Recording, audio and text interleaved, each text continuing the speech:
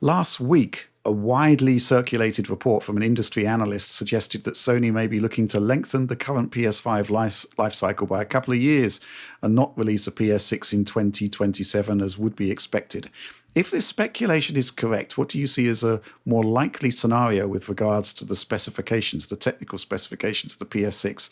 A console comes out in 2029 with the same chipset it would have shipped with in 2027 and is less cutting edge technologically.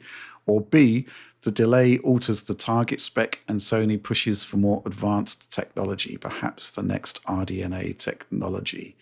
For a start, I think you've got to sort of take anything a quote unquote industry analyst says, how good is their track record? I think you've got to look at that.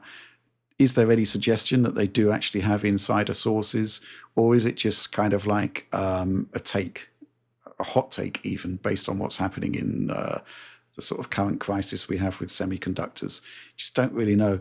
I would be really, really surprised if there was a massive delay to the extent being suggested here, like 2 years. Don't really see that, but nothing can be ruled out at this point. I think I don't know what you think, but John, but you could possibly revise the processor with additional features, but the cost of actually designing and putting a chip through a sort of pre-production phase is so incredibly expensive that I don't really see that a full redo with a new RDNA feature set is actually doable. Mm-hmm. They could just slap a Jaguar in there.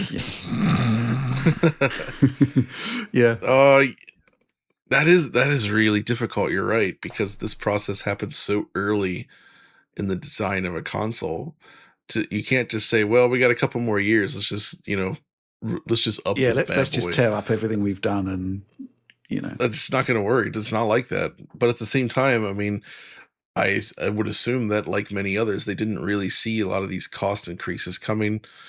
And in addition, I mean, I would argue we're at a point where, like, the PS5 still doesn't feel like it needs to be replaced. You know what I mean? Right.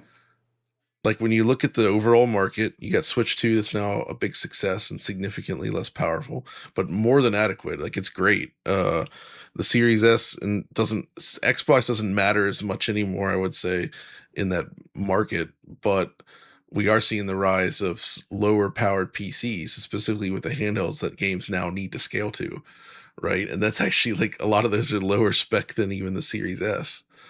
So I feel like just with the way PC or gaming has been going, we've been pushing more towards these lower spec devices, and like the high end is becoming unobtainable. Right. Mm-hmm. It's becoming too expensive in the PC space as well. So, like, what are developers going to target? Their games are already taking a lot longer to make than they used to. So, like, a 5-year console generation is just about enough for, like, creating one game for a lot of these studios.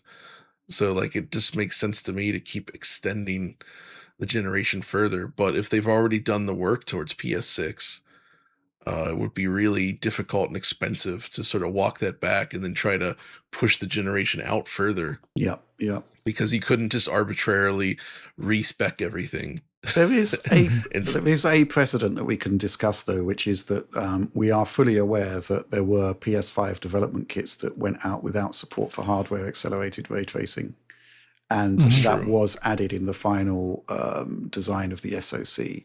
The extent to which that is just a factor of the production process of those pre-production kits versus, actual intent to ship a console without ray tracing, we just don't know.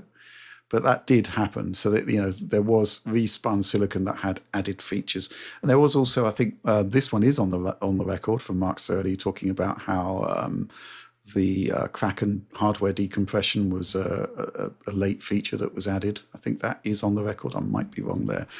What's your take on this, Alex? Yeah, I mean, if it comes out in 2027, it seems like it would be unreasonably expensive given the current state of the world. So, but at the same time, they still have PS5s left to sell, right? Mm-hmm. There's still presumably market out there if they're selling at a similar rate to PS4, that they could still be converting consumers from the previous generation, gathering more consumers that haven't invested in a console before in the current life cycle. So I'm also kind of the opinion that 2027 starting to make a lot less sense from at least from a market perspective. From a technological perspective, I can actually see the PS5's exhaustion. Like, yes, it runs games at 60 FPS, but you load up a like a UE5 game on them, you could definitely see at 60 FPS that like image quality isn't so hot. If you go to a PC and you have a game that has path tracing on, you can see that there's very easily you can see those differences. You don't have like native support for frame generation, which I think is a kind of a killer feature over time. It's getting to become more of a killer feature. And those are things that you maybe, if you're an enthusiast, you can start seeing those differences. And at the moment, Sony doesn't offer a product to quench your thirst in this category. The PS5 Pro is like a mid-step, but doesn't go all the way. And if they want to maybe prevent conversion to PC, which is already really expensive anyway, when you get up there, maybe they would want to release it earlier at a higher price to just convert the ultra enthusiast. Right. I don't know, but even then, it still sounds very expensive to do that.